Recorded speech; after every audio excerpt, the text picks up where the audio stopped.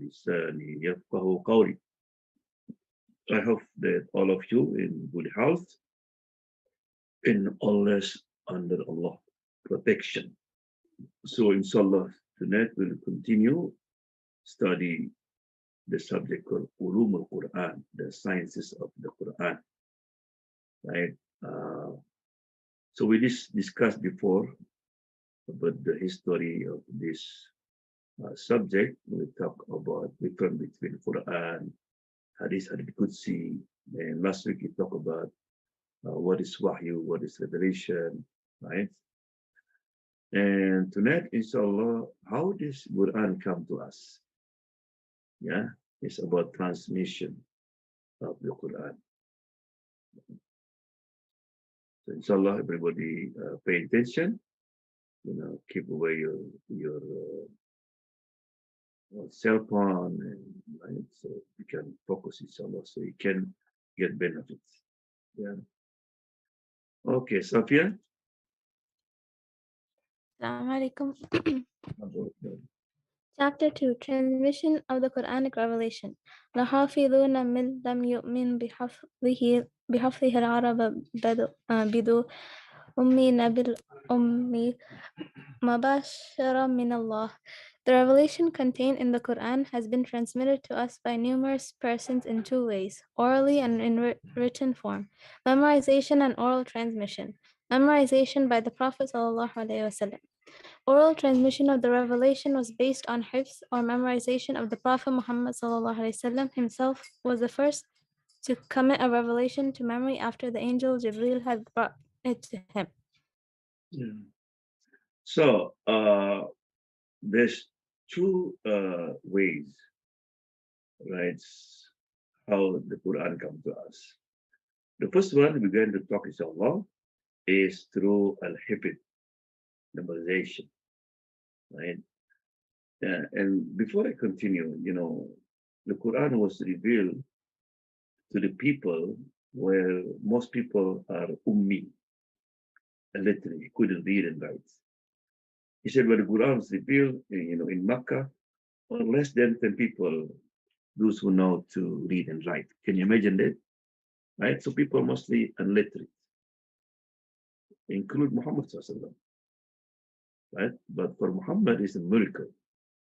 The one who couldn't read and write, but he, the best teacher, right? Because if Muhammad, he knew how to read and write, then people will say this Quran is come from him. He, the one who wrote it, right? So then also, but the Arab have a special privilege Allah gives them. And what's that? They good in memorization, right? If I ask you, who's your father? Say, maybe my father Haris. Grandfather, maybe you know the name. Grandfather, great-grandfather. Most of us don't know. But the Arab, they know their ancestor by name. Yeah. Because you live in desert, there's nothing, no civilization that affect them. Right? This is I think one of the reasons that the Quran was revealed in that area. Right? And also in Surah 15, Ayah 9, إِنَّا نَحْنُ نَزَّلْنَا الذِّكْرَ وَإِنَّا لَهُ لَحَافِظُونَ. I send down the Quran and Allah subhanahu wa ta'ala, I will preserve it. Right? So don't worry about the Quran. Because the protector of Quran is not Saudi Arabia, not Indonesia, it's Allah subhanahu wa ta'ala. Right? It's a direct from Allah subhanahu wa ta'ala. Okay, Basim. Now we talk about memorization by the companion. Okay, can you read Basim? The prophets. Are you there, Basim? Okay, Hanin. The Prophet then declared the revelation and instructed his companions to memorize it. The case of Ibn Mas'ud who was the first man to publicly recite the Qur'an in Mecca shows that even in the very early phase of the Islamic Ummah, recital of the revelation from memory was practiced by the companions. The first man to speak the Qur'an loudly in Mecca after the apostle was Abdullah bin Mas'ud. Yeah, so the Rasulullah, of course, you know, the what you call when Jibril, you know, sent down the Quran, and Muhammad memorized it, you know, and Allah subhanahu wa ta'ala protect his memorizing also, right? Uh, Muhammad was worried in the beginning, right? Wala ta'ajal lisanak. Muhammad, don't worry, you know, because Jibril not finished, Muhammad, right? Said, no, I will take care, right? So Rasulullah, he never forget even one ayah, right? And then his companion also, right? Most of them also have this quality of memorization, right? So one day, you know, the Quraysh didn't know about the Quran yet because they used to hiding inside the cave, right? Sorry, not in the cave, in the house of Al Arqam, right? So somebody said, "Is there anyone among you can go outside, close to the Kaaba, and read Quran?" Abdullah bin Masud said, "Me, no, not you. Abdullah, what is skinny? Man, no. We need somebody strong, you know. Anybody? Mm, 3 times. Okay, yeah." So he went to the middle of the cross the Kaaba. Ar-Rahman, Allama al-Quran, Khalaqal Insan, Allamahul Bayan. The Quraysh was, what? Who's this? And people stoned him. He was bleeding. Then took him home. I told you, man, not you, man. Look at what happened. He said to Abu Bakr, you know, if you ask me again, I will wait again tomorrow. That's Abdullah bin Mas'ud. Yeah. And he had very good voice. Yeah. Saliha. Assalamu alaikum. Okay. There are numerous ahadith giving account of various efforts made and measures taken by the Prophet ﷺ to ensure that the revelation was preserved in the memory of his companions. The following is perhaps the most clear. Narrated Uthman bin Affan, the Prophet said, "The most superior among you Muslims are those who learn the Qur'an and teach it." Subhanallah, right? So this is Rasulullah encouraged us to memorize it. Look at here, it said the most superior. Another translation said the best among you. If I said to you, the best among you, right? For example, Salihah, but maybe for the other, not the best. But if Allah the one said the best among you, everybody have to be agree. And Allah, right? Who the best among you, right? Those who learn the Quran and then teach it to others. So learn this, memorizing this. Yeah. Okay. Rafa. Assalamualaikum. Can you hear me fine? Yeah, good. Okay. The Prophet also listened to the recitation of the Quran by the companions. Narrated Abdullah Masud. Allah's apostle said to me, "Recite of the Quran for me." I said, "Shall I recite it to you, although it had been revealed to you?" He said, "I like to hear the Quran from others." So I recited Surat An-Nisa till I reached, "How will it be? Then when we bring from each nation a witness, and we bring you, O Muhammad sallallahu alaihi wasallam, as a witness against these people." Then he said, "Stop." Behold, his eyes were shedding tears then. Allah, right? So one day said, Abdullah, yes, would you please read for me? What? The Quran was revealed to you. Abdullah. No, I would like to hear from somebody else. Right? And then Abdullah started reciting his beautiful book.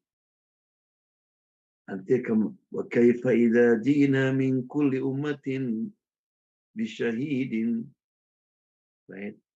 How will it be when we, Allah subhanahu wa ta'ala, bring from each nation a witness?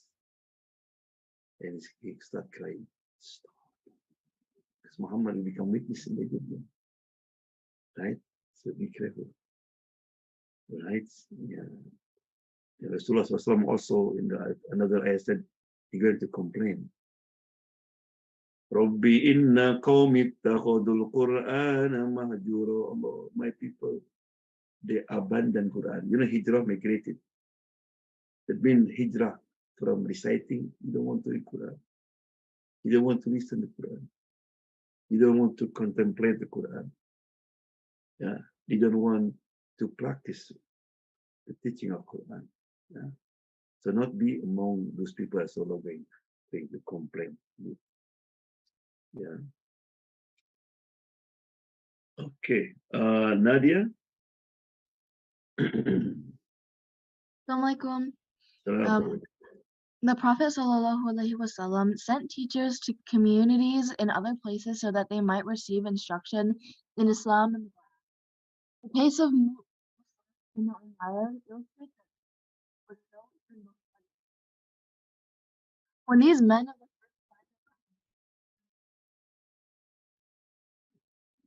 Your voice on and off, Nadia. oh, okay.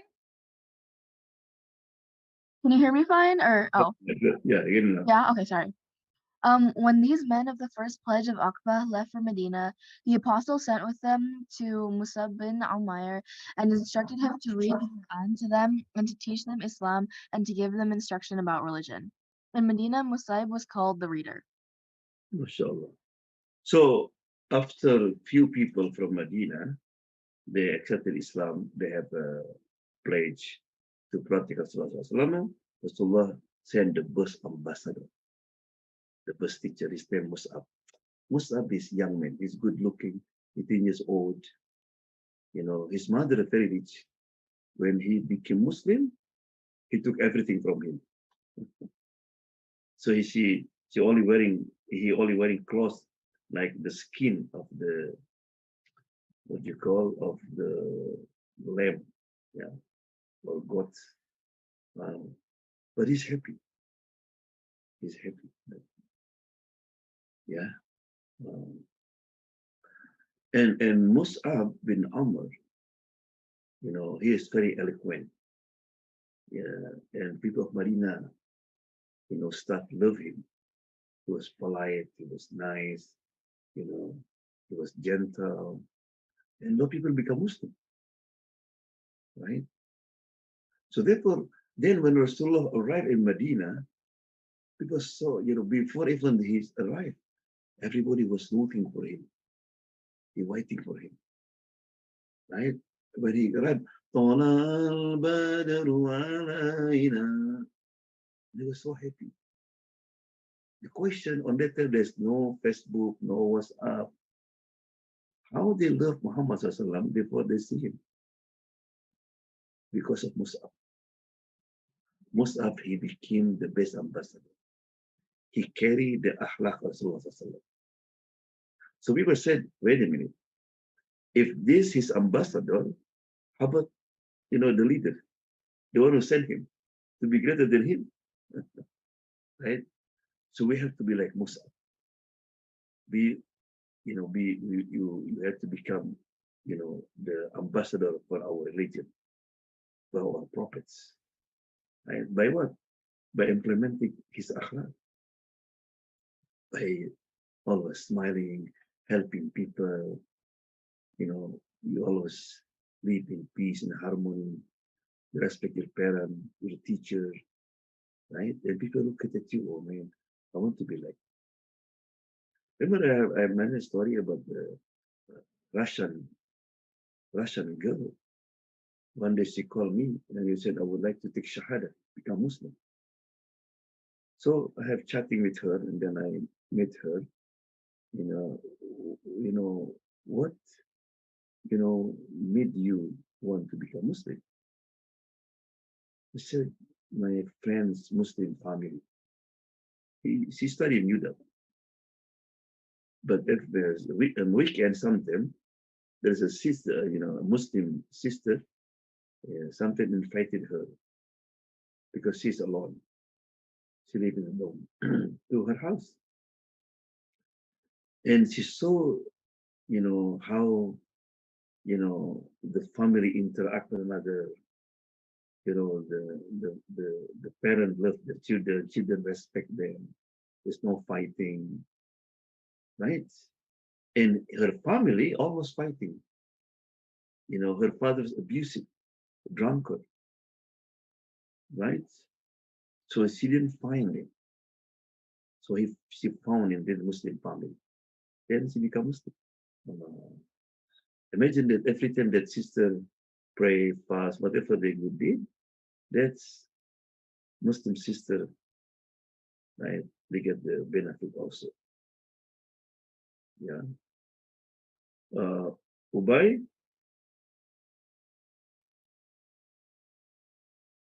are you there, Ubay? Yes. Okay. Quran readers among the companions. Suyuti, Itqan 1, page 124, mentions more than 20 well-known persons who memorized the revelation. Among them were Abu Bakr, Umar, Uthman, Ali, Ibn Mas'ud, Abu Hurairah, Abdullah bin Abbas, Abdullah bin bin Al-As, Aisha, Hafsa, and Salama. Yeah. This is just few names, but thousands of Sahaba memorized the Quran, right? In the Battle of Yamama, about 70 young people, they died in the orders of fire, right?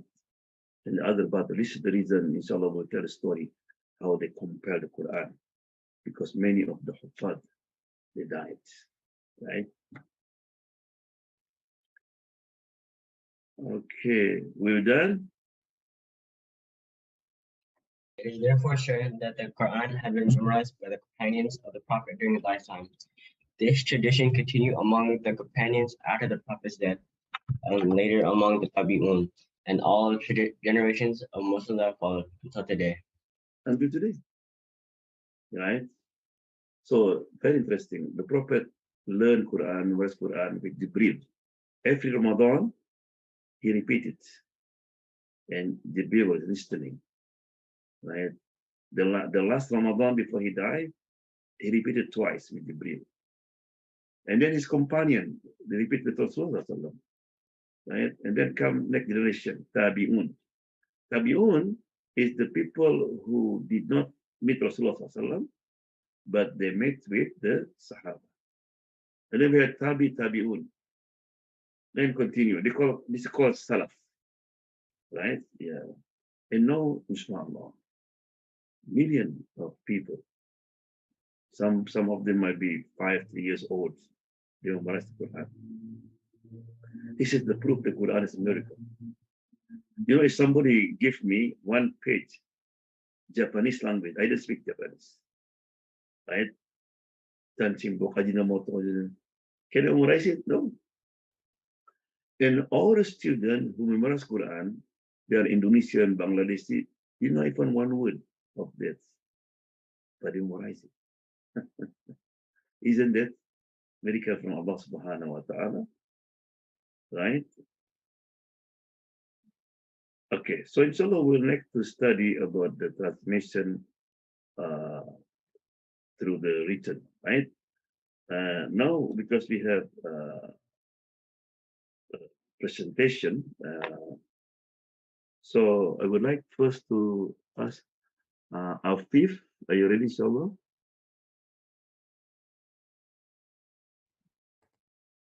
Yes, I'm ready. I just need the co-host. Okay. Okay, so you are co-host now.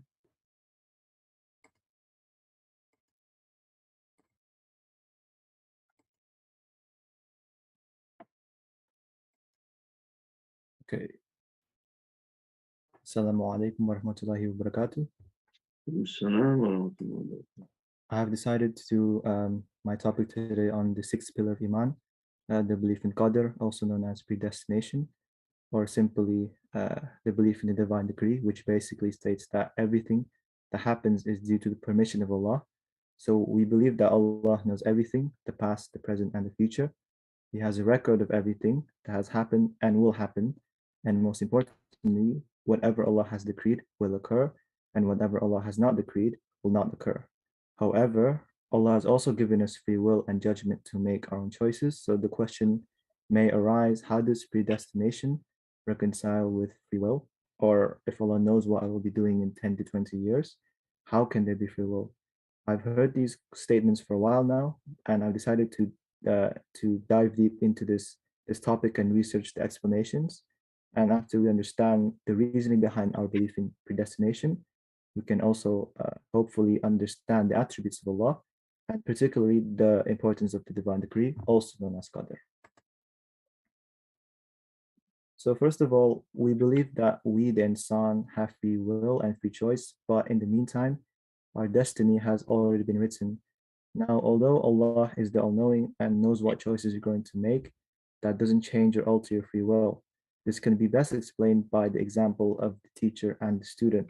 So suppose you are at school and you are about to take an exam, and before you even answer the first question, the teacher predicts that you will get an F. And in response, you obviously protest and plead that you studied really hard, but the teacher is having none of that. She explains that I knew you would fail this exam. You are a lazy student because you never show up to lectures and you would not get more than 10%. Now, that may be an exaggerated example, and the teacher does not influence the student's willingness to study, but she can anticipate and predict the results of her students. Because the point is, some kids may spend hours with the PlayStation, and some other kids may actually do their studies. And also, the teacher knows the students who usually attend the lectures and the others that almost never show up. So this is an example of free will because all the kids have this freedom to spend their time wisely. The reason the teacher was able to predict that you'd fail is due to her experience in teaching and her knowledge of the students, but it doesn't mean that she has inflicted it upon you. Likewise, Allah is the all-wise and the all-knowing. So He knows all the choices you're going to make, who's going to fail, who's going to pass, and in His justice and mercy, He still allows you the best possible chance and guidance. So on the day of judgment, you definitely cannot make the excuse that Allah didn't give you a chance because He knew what you were thinking, and most importantly, He knew what your decision-making process consisted of. It doesn't happen because it's written. It's written because it happened. So in Allah's knowledge, He has seen our lives from beginning to end. For example, He knew how much money we'll earn, how many cars we will own, how much food we'll eat, and so on and so forth. And He instructed the pen to write everything that will happen in our lives. So as far as Allah is concerned, the script is finished. But as far as you and I are concerned, it's still open as we still have the ability to write our script and make the decision to either choose or refuse. As Ayah 29 of Surah Kahf states, say, O Prophet, this is the truth from your Lord. Whoever wills, let them believe, and whoever wills, let them disbelieve. So Allah's knowledge doesn't impact or determine the outcome, but He knows the outcome. But from our perspective, we have the ability to choose or refuse because rather we have the ability to choose or refuse, but whatever we choose or refuse, it is already in the knowledge of Allah. So therefore, it is already in the script. I cannot do an action outside of Allah's knowledge, but His knowledge is not causative of the action I do. Another simple analogy is that if I watched a pre-recorded football match and I knew the score, it doesn't mean just because I knew the score that I cause Barcelona to lose. But it's also the same point if I rewatch a 2-hour film, meaning that I already knew what was going to happen. It doesn't mean I caused the plot twist at the end. So again, I cannot do an action outside of Allah's knowledge, but His knowledge is not causative of the action I do. And finally, imagine you applied into your school's honor society club and you made dua to make it happen. And during the last third of the night, you prayed tahajjud, made dua to Allah to get accepted. And now Allah knew that you would get up in the middle of the night and pray tahajjud. But the point is, you still had to make the effort, sacrificing your sleep time and pray to Allah. You also still had to write an entry exam and probably send your resume to the counselors. So all this is based upon my free will, and of course Allah will respond to the dua. So how can we benefit from the belief in Al-Qadr, or the divine decree? Surah Hajj, ayah 70 says that, do you know that Allah fully knows whatever is in the heavens and earth? Surely it is written in a record. That is easy for Allah. It is all written in a record of everything that happens and will happen. But since life is a test, we must put our trust in Allah and in His decree, which of course is having tawakkul. Also, we can benefit from believing predestination by attaining peace of mind, knowing that nothing happens without a purpose. We shouldn't worry or grieve if things manage to take a different course than we expected, because it was meant to happen. And we shouldn't worry about the future, since it is all under the control of Allah. So that should instill hope and gain tawakkul. So in summary, we should all acknowledge that whatever befalls us is in accordance to the will of Allah. But due to the mercy and justice of Allah, we have been bestowed free will and the ability to make our own decisions, so that we can be held accountable on the Day of Judgment. Until then, subhanakallahumma wa bihamdik, ashhadu wa la ilaha illa anta, astaghfiruka wa atubu ilaik. Assalamu alaikum wa rahmatullahi wa barakatuh. Wa alaikum salam wa rahmatullahi wa barakatuh. MashaAllah, Fish, you did a good job, man. It's not easy subject, right? About Qada and Qadar. A lot of people are confused, right? But yes, Muslim, we believe, everything is happened by Allah will. Allah knows what you're going to do. But in the same time, remember that Allah is just. Allah is fair, right? He always said, وَهَدَيْنَاكُمْ نَجْدَيْنِ, I give you two ways, right? There's the way to Jannah, the way to, but it's up to you. Allah gives us freedom. You know why Allah SWT give us freedom? He could make us like angel, right? Or like robot. No, because He wanted us to worship Him willingly. If you eat the food, any food that you like it, you go to a restaurant, you look at the menu, I want this and this, and then the food came, you eat it. Oh, delicious. Now, if I bring food now from other country, you never see it, look like yucky. And I said, Afif, we'd like to eat. Oh, no. I said, Eric, did I kill you? Okay. What be the test food? No good, because I force you. Allah, you don't want it. Allah wanted us, Ya Allah. You are the creator, the provider. You give us everything. Allah. So Allah happy in you. Right? And also in their judgment, if somebody disobey Allah SWT, they want to worship Allah SWT, right? Then Allah SWT going to put in hellfire. I say, wait a minute, God, why you put in hellfire? What Allah going to say to him? Right? Hey, I send the books, I send the messengers, I give you intellect. Like, for example, if you are at night, you're going home, come back from work or from school, you're tired, and your house is very close there, but it's some construction. So the sign, do not enter, they have detour, right? They said, oh man, I'm tired and hungry. So you go sneakily. And the police was hiding. And the police give you a ticket. Sir, why you give me a ticket? What the police did? You see the sign? It's the same, right? Allah give us many signs, right? Yeah. And also believe in the Qada and Qadar, divine destiny, is very important, because sometimes we have a plan, like Afish described, right? For example, you're going to want to, you send admission, I want to go study in Harvard, for example, right? But not accepted you. You become stressed and distressed. Or you're going to open business. According to your accounting, you have 1 million, next year we have 2 million. But instead you lost. What happened? Some people become crazy, right? But as a Muslim, Allah will. Allah knows what's good for you. Right? وَعَسَىٰ أَن تَكْرَهُوا شَيْئًا وَهُوَ خَيْرٌ لَكُمْ. Some you did like something, but it's good for you. Right? So there's some lesson, yeah, from believing in Qadar and Qadar. So inshallah, for next week, inshallah, because the Maghrib timing will be changed always until the time it change, right? To become winter change. So inshallah, next week we'll start from 6:15 because you start 5:15, then Maghrib will become 5 something. Okay, so don't forget, maybe it will be 2 weeks to be on the same time, and then we come back to 5:30, right?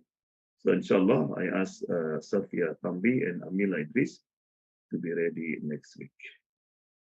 Yeah. Okay. Sayyid, are you there, Sayyid?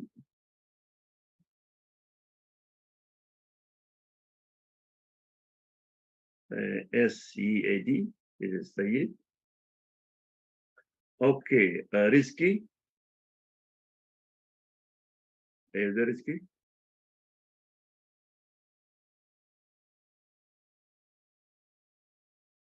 Rizki? Eliza? Eliza? Okay. Fikri, Ridho? Michael. The The importance of maintaining Quran memorization. Abu Musa al-Ash'ari, may Allah be pleased with him, reported that the Prophet ﷺ said, "Read the Quran regularly. By the one in whose hand Muhammad's soul is, it escapes from memory faster than a camel does from its tying ropes." Yeah, this is very important, right? Yes, some people sometimes memorize Quran very easy, but at the same time, if you don't repeat it, you will forget. Something by some people memorize the whole Quran and he didn't read it for 6 months, for example, and then when you read it again, like new again, right? The reason because Allah subhanahu wa ta'ala want you to repeat it a lot, right? Ask question now. Any one of you forgets Al-Fatiha? Of course not. Why? You read every day 17 times, right? So the same. And also, even you forget, but because before you was repeated a lot, right? They will keep you in your mind. You just open like this and then you memorize again, right? So this is important to read Quran regularly. Like you check your Instagram, your Facebook regularly. You have to have connection with Quran regularly also. Yeah. Okay, Lutfia.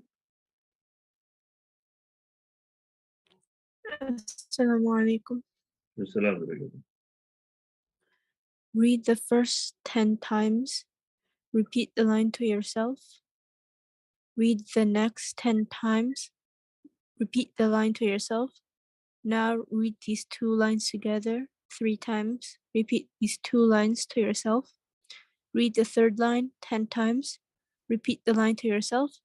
Now read the 3 lines together 3 times. Repeat these 3 lines to yourself. Continue doing this to the end of the page. Now read this page 20 times. If you have trouble with a word, read that word with the word before it and the word after it 10 times. Repeat to yourself. Then read the whole line 10 times and repeat to yourself. Yeah, this is one of the way, right? So you can also, there's many technique, yeah. Some said repeat 30 times, right? So, for example, you get to memorize Surah Ar-Rahman. Ar-Rahman, Ar-Rahman, 10 times. Allama al-Quran, Al-Mutan. Don't go next one, come back again. Ar-Rahman, Allama al-Quran, Ar-Rahman, and continue, right? And then also, anytime you pray, you read the same ayat of surah that memorize it, right? I encourage you to watch the Mubashir. He did also presentation about how to memorize Quran, right? That's good too. or any other sources you can follow. But try, because how come you pray for, for example, 15 years, 10 years, you only read the same surah, inna atayna kulhu, inna atayna kulhu. Even the angel said, what? Same surah? Right? Okay. Fuad? Yeah. Most effective tips pertaining to memorization of Holy Quran: sincerity, consistency, timing, familiarity, atmosphere, repetition, meanings, listening, recitation, find a partner, and recitation in prayer. And prayer. This is one of the way. Sincerity, very important. Why you must Quran? Oh, people will call me Hafid. Not work. Right? So you look at the Quran and then, Allah, I love this book. Allah, please help me, Allah. Please, I love this book. Right? So the first one is very good. You have to be sincere, consistent. Right? The best, for example, in the Quran is after Fajr, because your mind is still fresh. Right? The timing also, mixed schedule. Yeah. And also, memorize in area not too cold, not too hot. Right? And repetition is very important. Repetition. It is better, for example, you repeat in 3 months the same surah. Then you make 5 surah and you repeat it. And also it's good sometimes you look at the meaning, because they can help you also. Yeah. And listening also. Memorizing, then listening like this. It's help you also. And then find a partner. Hey, can you check for me? Right? And then any surah that you memorize it, read it. Especially surah if you do Qiyamul Layl, is good. I memorize what? Al-Waqi'ah. إذا وقعت الواقعة ليس لوقعتها كاذبة. You will enjoy the salah. Right? Yeah? So try. Rayyan?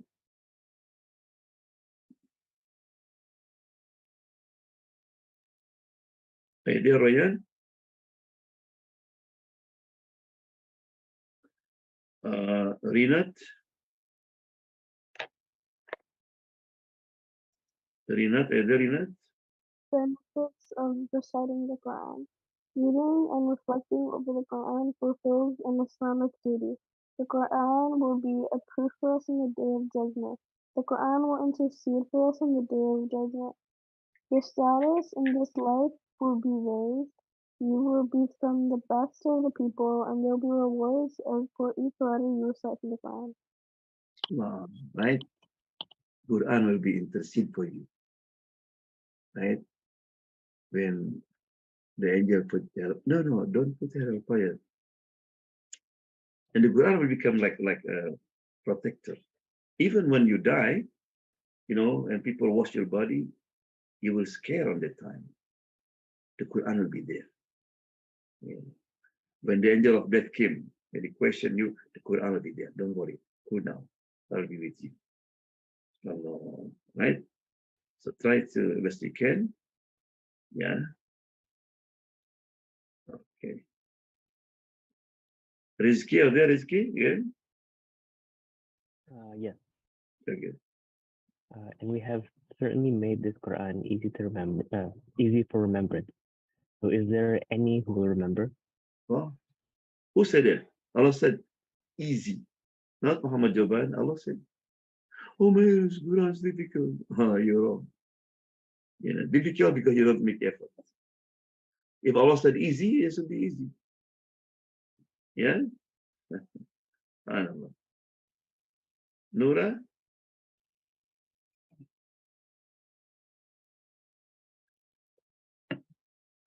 Assalamualaikum. Assalamualaikum. Such a person as recites the Quran and masters it by heart will be with the noble righteous scribes in heaven, and such a person exerts himself to learn the Quran by heart and recites it with great difficulty will have a double reward. Allah.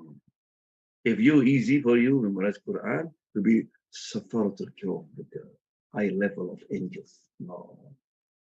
In the Jannah, Allah will give you a crown, special. If you're difficult, right? Subhanallah, the same. That Allah subhanahu wa ta'ala also will honor you because of your effort. Right? Because not everybody, easy. But both sides, easy, difficult, you will get reward from Allah subhanahu wa ta'ala in different level. Right? So try as best as you can, especially in your age now. If you are your parent, oh, I wish when I was young, I memorized it. Because it will become always difficult. Like computer, when you are too much already, it's slow, right? Yeah. Okay, inshallah, let's make dua, inshallah. Bismillahirrahmanirrahim. La yadurru ma asmi shay'un fil ardi wa la fis sama' wa huwa as-sami'ul 'alim. Bismillahirrahmanirrahim. La yadurru ma asmi shay'un fil ardi wa la fis sama' wa huwa as-sami'ul 'alim. Bismillahirrahmanirrahim. La yadurru ma asmihi shay'un fil ardi wa la fis sama' wa huwa as-sami'ul 'alim. Right? Mubashir, can you read?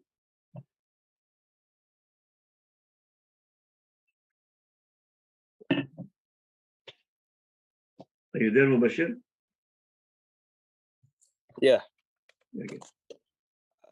Juwariya radiallahu anha reported that one day the Prophet sallallahu alaihi wasallam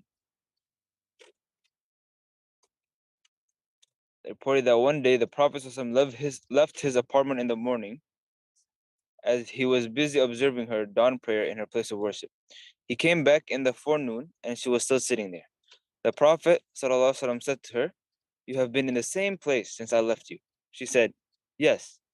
Thereupon the Prophet sallallahu alaihi wasallam said, "I recited 4 words 3 times after I left you, and if these were to be weighed against what you have recited since morning, these would outweigh them. And these words are Subhanallah wa bihamdi, adada khalqih, wa rida nafsih, wa zinata arshih, wa midada kalimat. Glory is to Allah and praises to Him by the multitude of His creation, by His pleasure, by the weight of His throne, and by the extent of His words." Allah, right? She stayed from Fajr until sunrise. And so what are you doing? Oh. If you read this 3 times, you will get the same reward that you spend all these hours. Can you imagine that? So I asked you to memorize it. Read every day 3 times. Look at the meaning, right? Multitude of His creation. How many creation Allah? Right? Let's read together, inshallah. Subhanallah bihamdi, adada khalqi, wa ridha nafsi, wa zinata arsi, wa midada kalimat. Subhanallah bihamdi, adada khalqi, wa ridha nafsi, wa zinata arsi, wa midada kalimat. Subhanallah bihamdi, adada khalqi, wa ridha nafsi, wa zinata arsi, wa midada kalimat.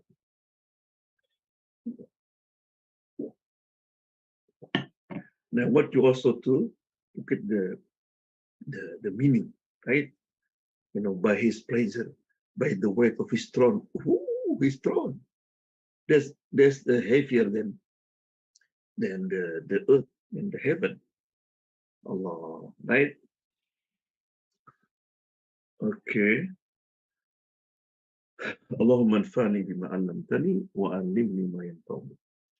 Allahumma inna nas'aluka fahma an-nabiyyin wa hifdha al-mursalin wal muqarrabin. اللهم لا سهل إلا ما جعلته سهلا وأنت تجعل الحزن إذا شئت سهلا ربي اغفر لي ولوالدي وارحمهما كما ربياني صغيرا اللهم اغفر لي ذنوبي ولوالدي وارحمهما كما ربياني صغيرا ربنا آتنا في الدنيا حسنة وفي الآخرة حسنة وقنا عذاب النار ربنا تقبل منا إنك أنت السميع العليم وتب علينا إنك أنت التواب الرحيم وصلى الله وسلم والحمد لله رب العالمين آمين. So